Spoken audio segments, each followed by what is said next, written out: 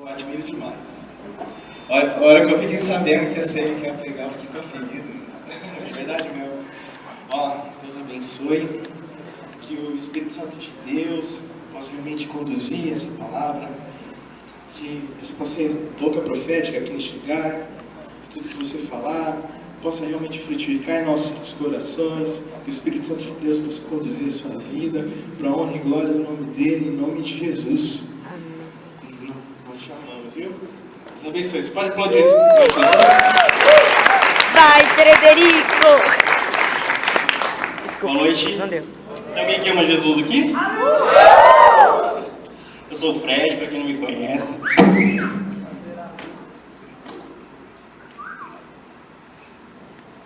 Sou discípulo dos pastores da rede, pastor Rafael e pastora Michele. Sou casado, tá? Com a Ela, essa mulher de Deus linda. Amor, fica de pé, por favor. Essa mulher de Deus linda. Não tem como falar só de mim, né? Nós somos um, né? Eu preciso falar dela. E eu sei com muito temor que eu venho aqui, né, falar com vocês um pouco daquilo que Deus tem falado comigo, né? E a ministração de hoje, ela vai falar sobre vencendo com as armas de Deus, né? Quem trouxe a Bíblia aí? Levanta para eu ver. Tá certo. Quem não trouxe, eu nem vou perguntar se trouxeram o celular, né? Com certeza, né? Trouxeram o celular. E quero que vocês abram um texto de 2 Coríntios 10, 4.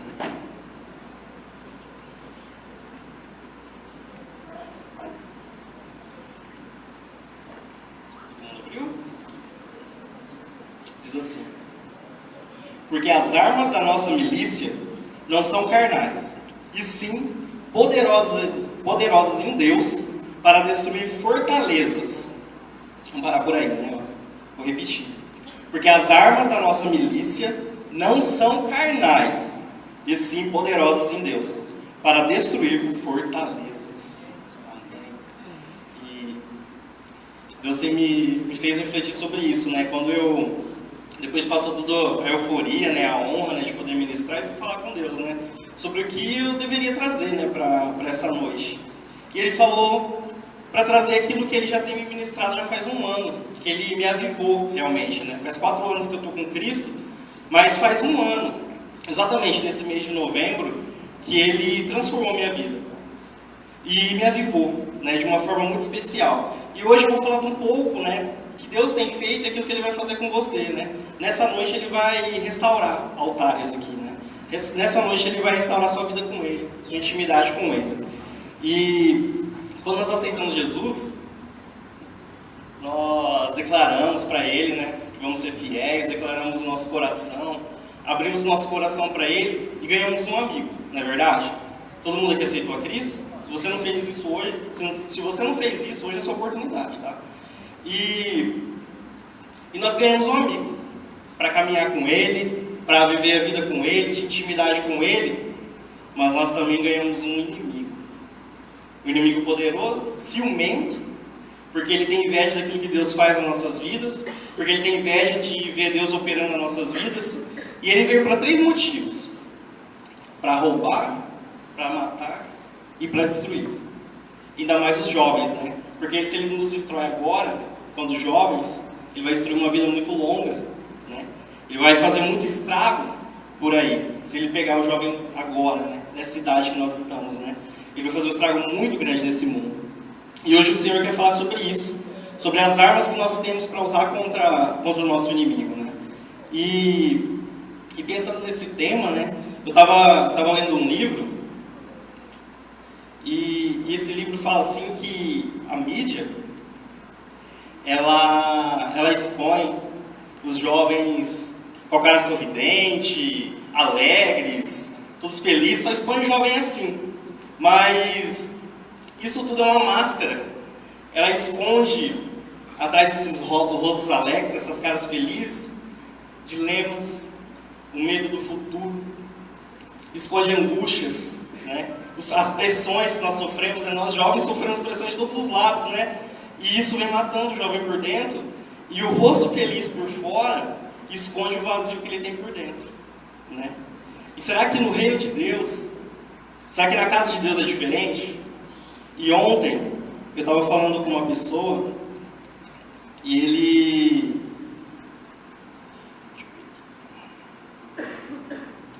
justamente sobre isso, né? E ele veio, tá me contando, né? Ele está na igreja, tá dentro do ministério, faz faculdade, né? Só que a vida dele com Deus está sem graça. Parece que ele perdeu aquele impulso da conquista, aquela intimidade com Deus. A vida dele perdeu todo o brilho, né? O brilho no olhar, você vê que o brilho do olhar dele, né, já está diferente, né? E dentro do ministério, dentro da casa de Deus, né? E tudo que ele tem feito parece estar pesado, tem se tornado um fardo, né? Tem se tornado um peso, né? E ele não consegue se libertar disso, né? Aí ele falando para mim, né? Ah, Fred, às vezes eu tento preencher com piada, tento ser engraçado, né, para atrair as pessoas. Às vezes eu quero andar muito com os meus amigos, né? E todo mundo que olha para mim aparentemente está bem, né? Mas por dentro eu estou morto. Quem sabe nessa noite, Deus está falando dessa vida, contando essa história, Deus trouxe à tona a tua vida, né? Quem sabe nessa noite, o sorriso que todos veem por fora, não veio o vazio que está por dentro, né? Não veio a pessoa sem Deus, né? Sorriso por fora, mas sem Deus por dentro. E hoje o Senhor quer falar justamente sobre isso. Sobre nós vencermos com as armas dele e nos preparar, né, para as batalhas que virão também, né? Então, eu perguntei para ele, né, mas você sabe quando isso começou, né? Por que você está assim, né? Como que ocorreu, né? Aí ele falou, foi nos detalhes. Eu fui deixando de orar ali, aí fui buscando cuidado com o corpo, aí eu fui fazer as minhas vontades, não fazer as vontades de Deus. E aí eu fazia votos com Deus e não conseguia cumprir. Aí, ao invés de eu melhorar, eu ficava pior, porque eu não conseguia cumprir. Eu tentava melhorar, eu recebia um avivamento, mas eu ia buscar um voto com Deus, eu não conseguia cumprir, aí eu me angustiava ainda mais, né? E algumas pessoas se encontram assim, né? E a culpa pega ele, né? A culpa é muito... Ele fala que a culpa é muito grande, né? Por não conseguir cumprir aquilo que Deus chamou falou para a vida dele, né? Chamou ele para fazer.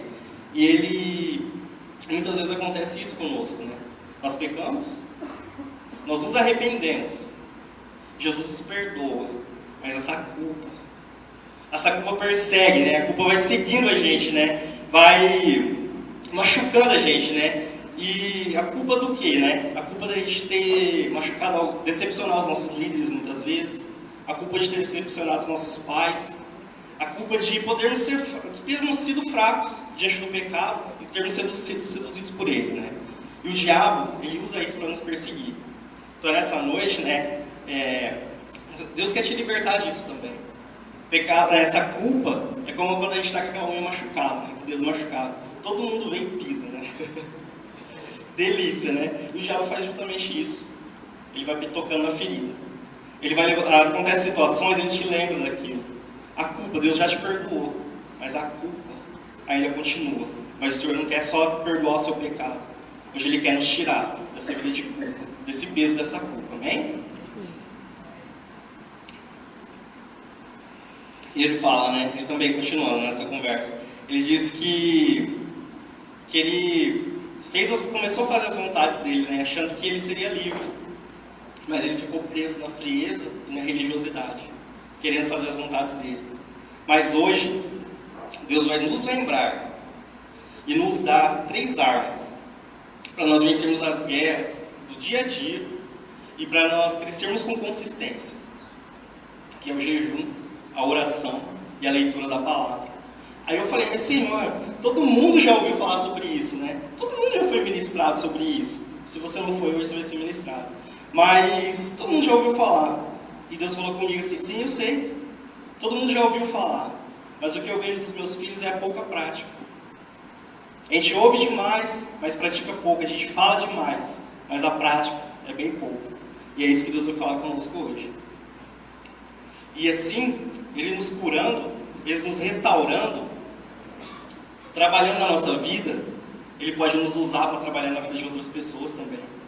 Olha o que Ele fala de nós, que somos jovens, né? Olha o que Ele diz. Escreva vocês, jovens, porque são fortes. A mensagem de Deus vive em vocês, e vocês já venceram o maligno. Vou repetir. Escreva vocês, jovens, porque são fortes.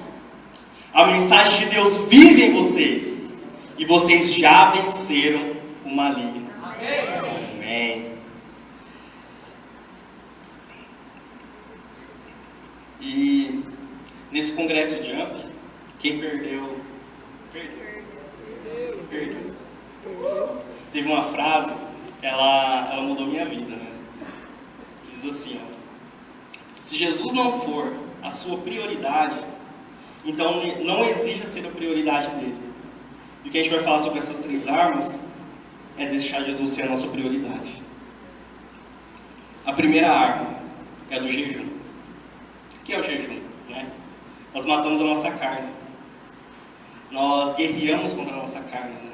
Nós deixamos de fazer algo que nos dá prazer, algo bom para nós, para conseguir algo melhor de Deus. É uma disciplina espiritual. E pode ser um jejum de se alimentar, pode ser um jejum de comportamento, né? Pode ser de internet, Facebook, um jejum de falar. Olha que delícia.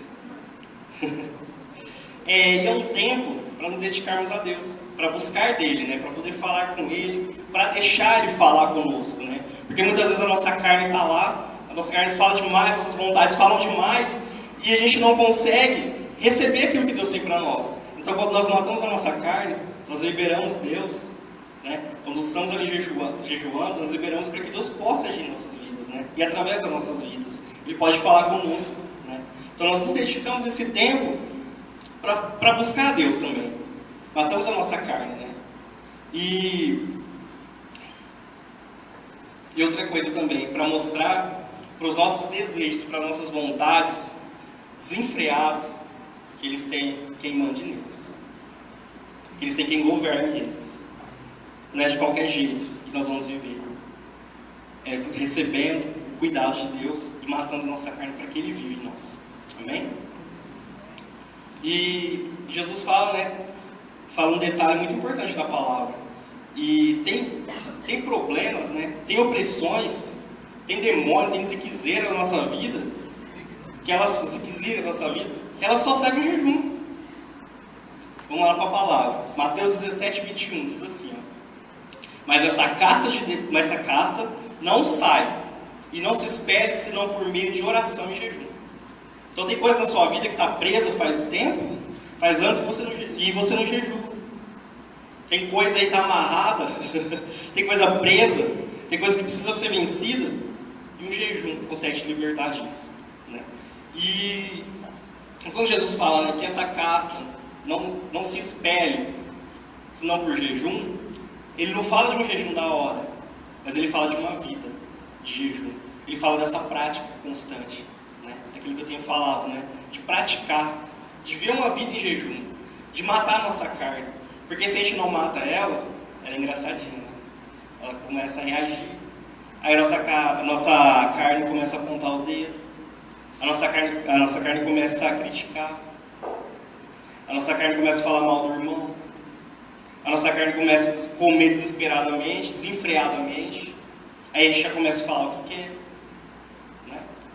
Então, nós precisamos ter uma vida de jejum. Não só, né, para tirar essas ziquezeiras da nossa vida, mas também para viver uma vida domesticada. E, assim, na minha vida, né, eu costumo jejuar diante de Deus 2 vezes por semana. Geralmente é quando eu ministro o discipulado e quando eu ministro a célula. Porque eu gosto de mostrar para minha carne, eu gosto de matar a minha carne e deixar Deus agir através da minha vida, né? Para deixar Deus me usar, né? Então, e como a gente começa esse jejum, então, né? Quanto tempo? Aí é com você e Deus. Aí você determina.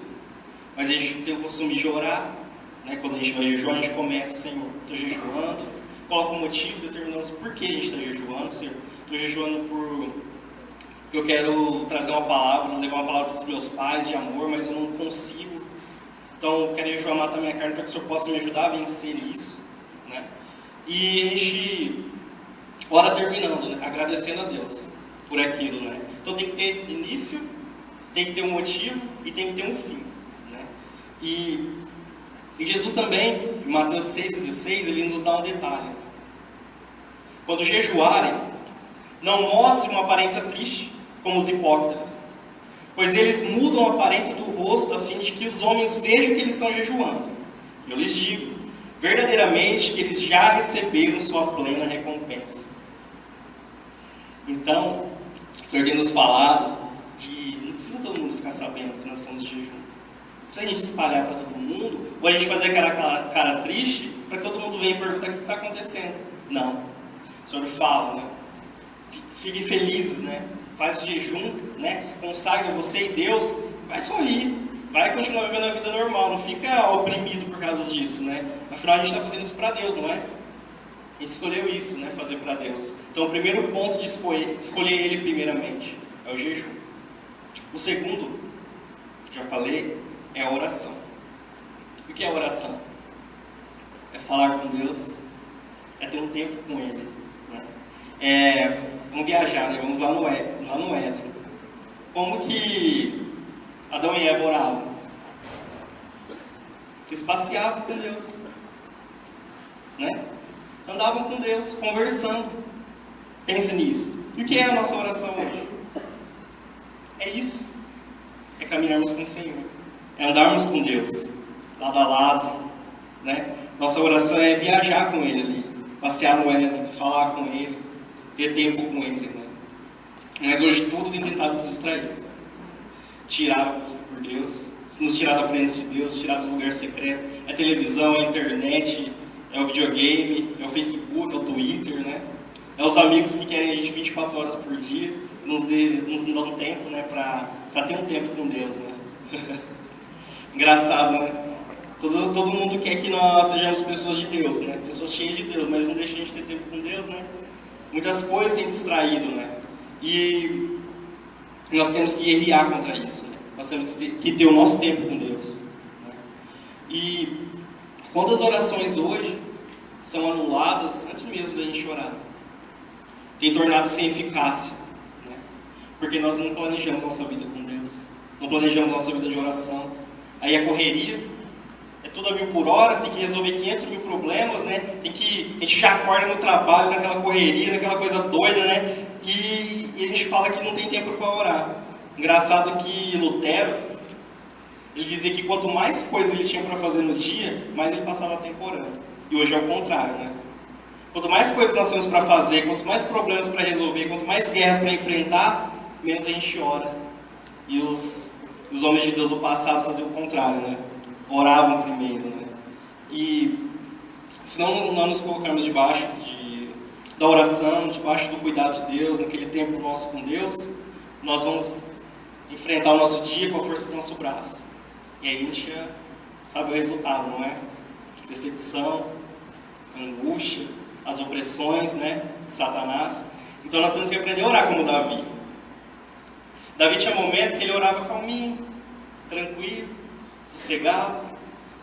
Dizia assim, né, ó Deus, Tu és o meu Deus forte, eu te busco ansiosamente, a minha alma tem sede de Ti, e meu corpo almeja como terra árida, exausta, sem água. Olha que oração linda, né? Calminha, tranquila. Mas tinha hora também que Davi ia abrir a boca e gritava. Olha o que diz o Salmo 18.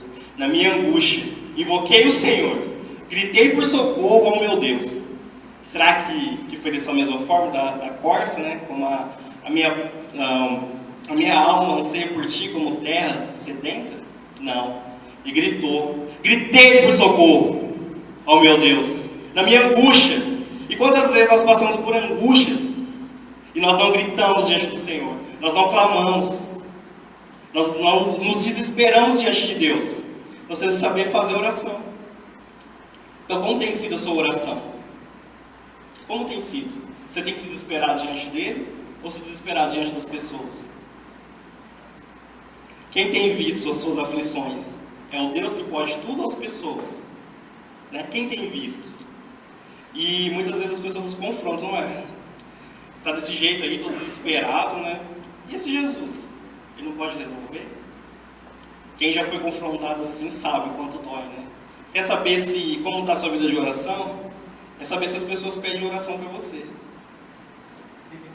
Alguém te pede oração? Como tem tua vida? Como está a tua vida de oração? Um texto que marcou muito a minha vida, eu fiquei muito tempo refletindo nesse texto, é sobre uma oração também.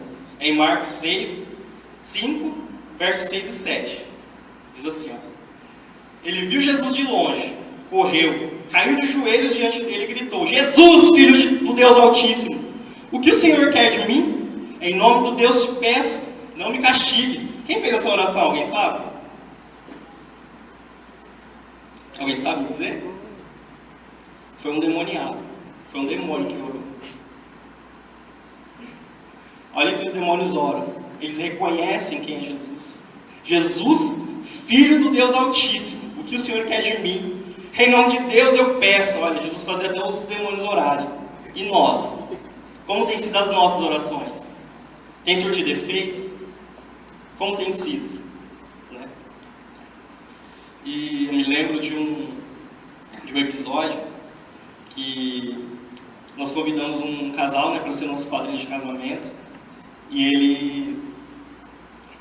eles aceitaram, né, mas depois de um tempo eles nos ligaram e falaram que não ia dar, porque não tinham dinheiro para comprar vestido, para alugar o vestido, estava sem dinheiro, né.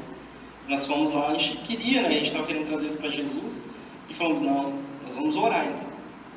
Não tem dinheiro, não tem como, nós vamos orar. Nós fomos lá, sentamos com ele, oramos e falamos assim: ó, eu dou 15 dias. Eu vou orar e vou dar 15 dias. Se vocês não conseguirem, se não acontecer nada, se não conseguirem o vestido, aí sim, vocês podem deixar de ser nossos padrinhos. E deu 14 dias.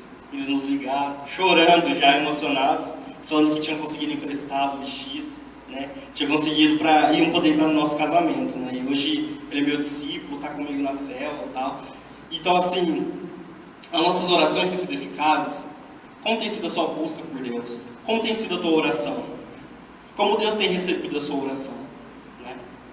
E eu busco a Deus, gosto de buscar a Deus de manhã. Né? Então eu acordo bem mais cedo do que eu vou sair para o trabalho. Vou lá, tenho meus 30 minutos por Deus. Com Deus, né? Aí eu canto uma oração para Ele, é só eu e Ele mesmo, sou desafinado, então não vou arriscar cantar aqui. E canto para Ele, e depois falo com Ele, coloco as situações, né, do dia a dia, coloco tudo, exponho meus pecados, né? E eu tenho vivido os frutos dessa oração, no meu casamento, na célula, no meu trabalho, né? Meu trabalho, assim, tem acontecido grandes coisas, tem acontecido um grande avivamento, as pessoas têm buscado, têm querido Deus, assim. Já veio, desde quando eu entrei lá, 2 pessoas já voltaram para Jesus. Uma conheceu Jesus, não conhecia nada, uma já conheceu Jesus. Outra está voltando para Jesus, está indo na minha célula. Outras pessoas estão se interessando por Deus, estão buscando mesmo, né? E Deus tem feito grandes coisas lá. E eu sei que não foi só a minha oração, mas tem pessoas guerreando por lá, para que aquelas vidas conheçam a Cristo, né? E como tem sido a sua vida de oração? Por quem você tem clamado, né? Eu moro ali no Concórdia, né? E às vezes eu passo pela avenida, passo às vezes do lado do shopping, e nesse horário, por exemplo, um pouco mais tarde, quantos jovens que estão lá? Às vezes você estava lá, já orei por você. Né? Nós temos clamado por isso, né? Tem orado para que Deus dê estratégias para trazer esses jovens, né? Para que as igrejas, não só o Shaddai, mas as igrejas criem estratégias para conquistar esses jovens, né? Jovens que poderiam estar adorando ao Senhor, fazendo obras para Ele, visitando vidas que estão em angústia, mas estão lá, perdendo tempo, virando a noite, aí acorda cansado, não produz nada, e a vida vai passando. Só que a nossa juventude, ela tem prazo limitado, né? Vai chegar um tempo que vai ter as dores nas costas, nas pernas, e aí, né? E o que Deus falou para nós, né? Jovens, né? Eu escrevo para vocês porque vocês são fortes. Nós somos fortes. E nós somos a resposta para aquelas pessoas. Mas nós temos clamado por isso? O quanto nós temos orado por isso? Pelos nossos pais que brigam dentro de casa. O quanto nós temos clamado por isso? Para que a gente viva o sonho de Deus na nossa casa. O quanto nós temos clamado? O quanto eu tenho clamado, né? Para mim também essa palavra me inclui nisso, né? quanto eu tenho clamado para ver meus pais se quebrantando diante de Deus, né? E às vezes, né, a gente vai vivendo a vida com Deus, e o tempo vai passando, e a gente começa a se acostumar. Nós vamos nos acostumando com a vida com Deus. E pode ser que hoje a sua vida seja que nem essa canção aqui da Heloísa Rosa, que diz assim: há tanto tempo tenho me perdido, há tanto tempo tenho me esquecido. Eu me afastei de Ti, Senhor, eu me afastei do Teu amor. E quando eu oro, já não Te vejo mais. E quando eu canto, eu já não percebo mais. Eu me afastei de Ti, Senhor, ajuda-me a renascer em Ti. Quem sabe a sua vida está como essa canção, longe dos caminhos de Deus, longe dos caminhos do Senhor. A sua oração do caminho pelo Éden já perdeu o brilho, como aquele jovem perdeu a força.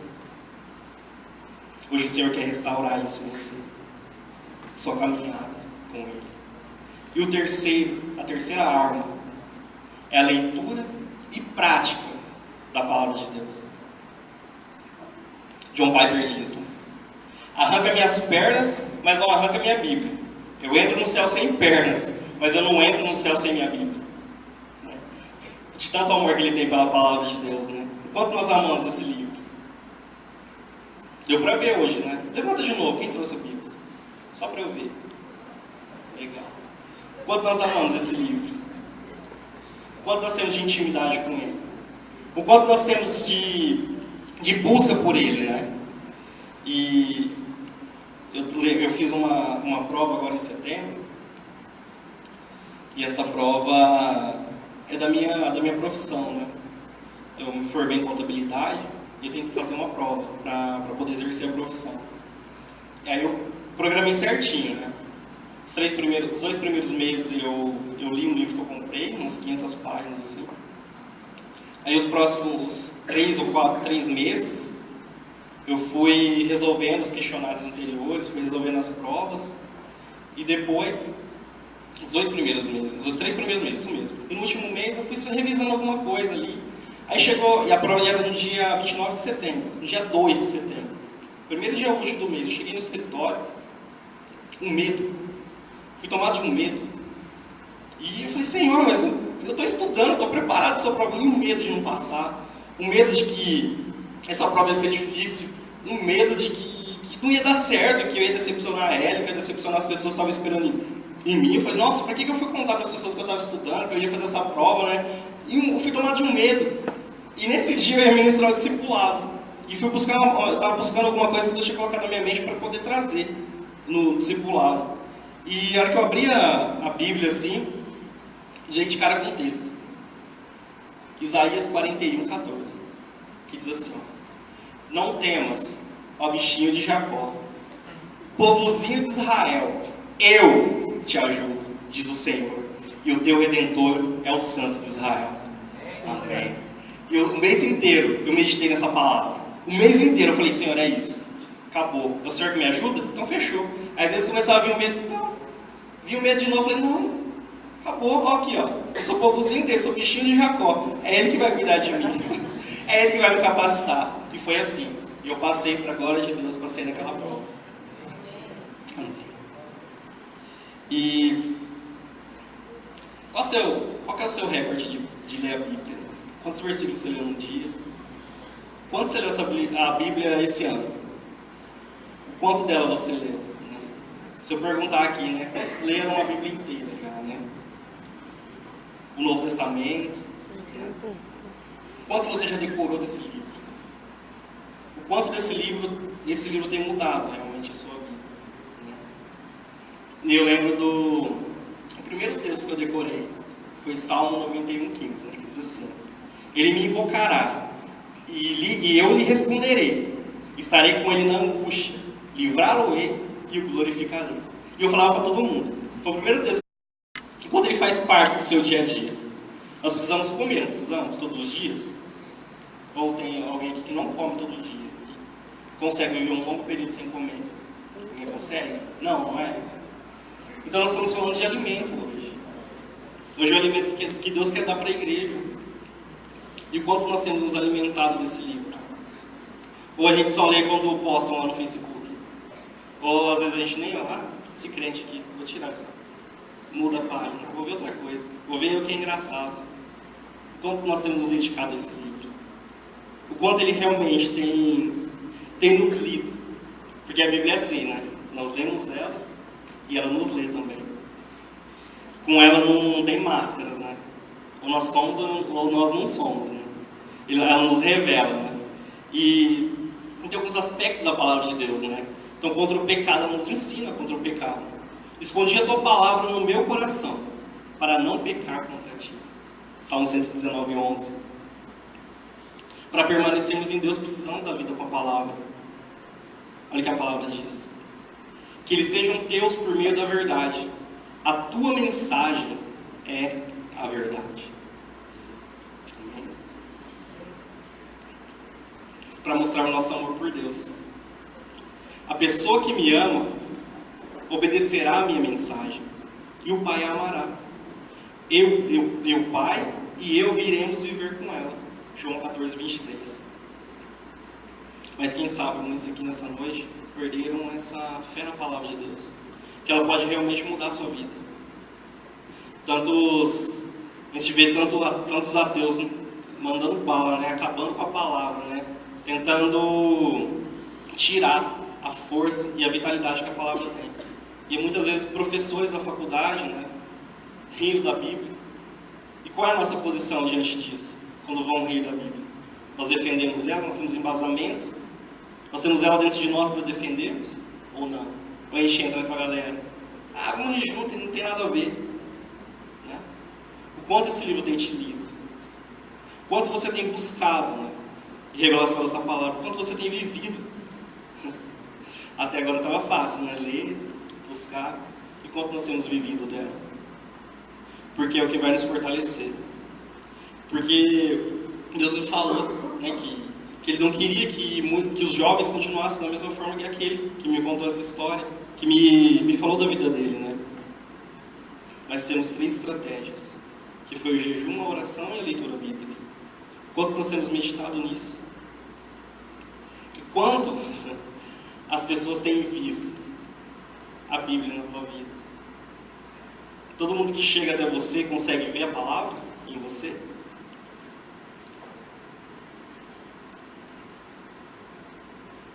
E aí?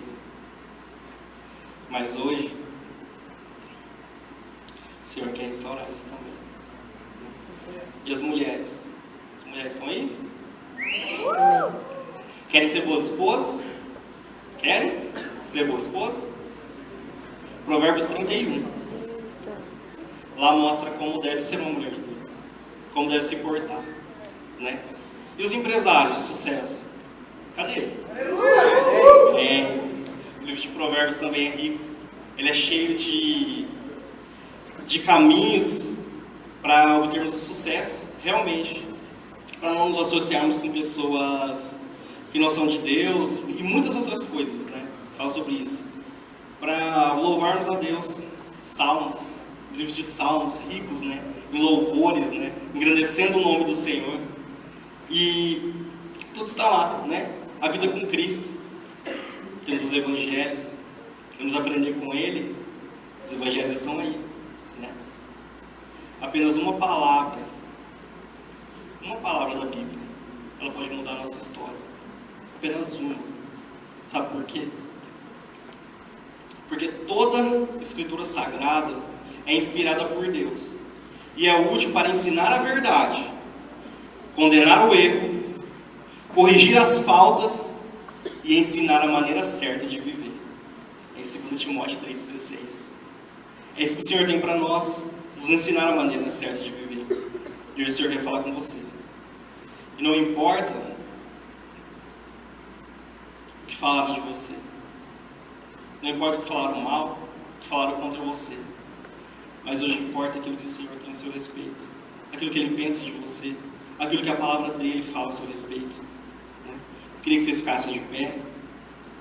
queria pedir para que apagassem as luzes, por favor, mas hoje o Senhor diz, tudo é possível ao que crê.